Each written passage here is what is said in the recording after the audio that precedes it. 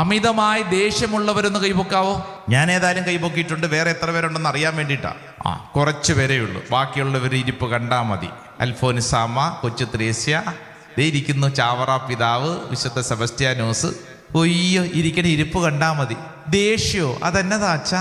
അയ്യോ എൻ്റെ പ്രിയരെ, ഈ ഇരിക്കുന്ന ഇരിപ്പല്ല ഞാൻ ഉദ്ദേശിച്ചത്. ഒറിജിനൽ സ്വഭാവം അതച്ഛാ പള്ളിക്ക് പുറത്ത്. അത് ഞങ്ങളുടെ വീട്ടിൽ ചെല്ലുമ്പോൾ ഞങ്ങളുടെ സ്വഭാവം അതാ ഞാൻ ഉദ്ദേശിച്ചത്.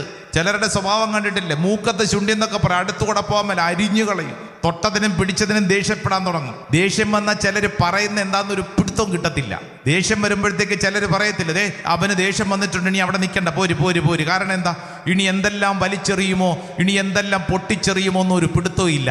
കുറച്ച് നാളുകൾക്ക് മുമ്പ് ഒരു ഭാര്യയുടെ ഭർത്താവിന്റെ സംഭവം കേട്ടപ്പോഴത്തേക്ക് വളരെ രസകരമാണെന്ന് തോന്നി. ഭർത്താവ് മദ്യപാനി, ഇയാള് കുടിച്ചിട്ട് വീട്ടിൽ വന്നു. ഭയങ്കര ബഹളം അങ്ങോട്ട് കൂടി. എന്തോ ഭാര്യയെ കുറിച്ച് എന്തോ ഒരു സംശയമോ എന്തോ ഭാരോ